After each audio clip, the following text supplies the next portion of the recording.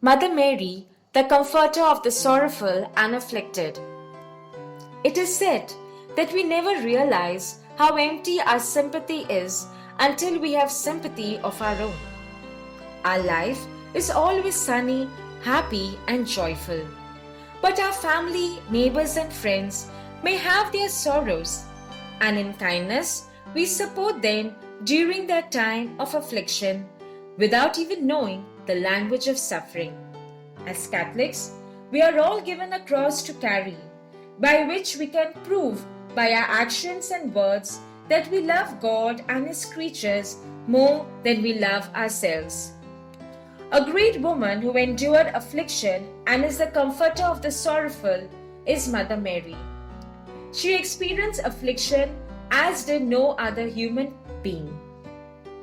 She endured this title, Mary, the comforter of the afflicted, the comfort of the world, the mother of orphans, the liberator of those in prison, the redeemer of captives, by Saint Ephrem. The view of Mother Mary as the comforter of the afflicted is one of the oldest in the Church. The Salve Regina expresses the belief of all ages in the power of Mary to comfort. At Valencia, a miraculous image stands known as Our Lady of the Forsaken. Another incident is of Saint Jerome, a soldier of the Patrician of Venice, who was put behind bars. He suffered and was crushed by unhappiness. He prayed and begged to Mother Mary to give him courage to help him transform his sinful life. Our Lady then appeared to him by breaking his chains and releasing him from the prison tower. He then devoted his life to the care of orphans. In this way, Our Lady comforted him and he in turn comforted others. Blessed Claude Bernard had great devotion to Mother Mary of the afflicted, and he always preached about her in hospitals and everywhere and imitated her act of charity and kindness.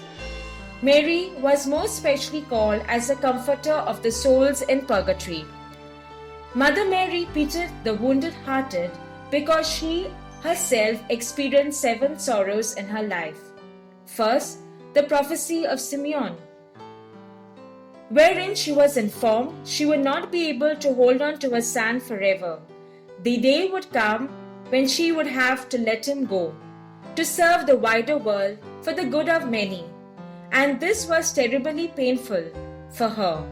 But yet, her example shows that perseverance, faith, and reliance on God can reveal our unique roles in God's family.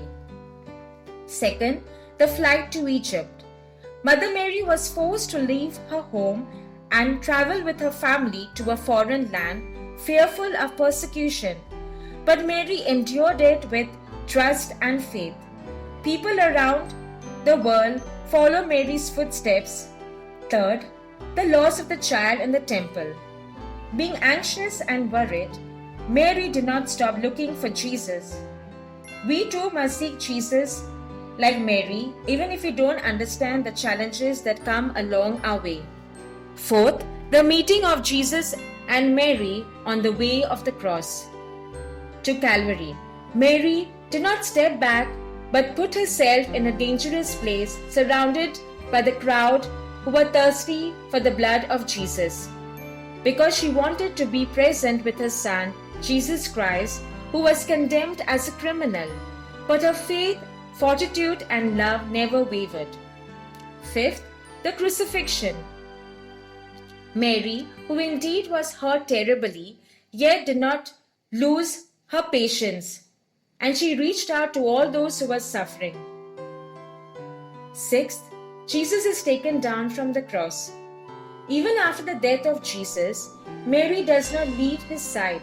She reveals to us the importance of death with dignity. Seventh, Jesus is placed in the tomb.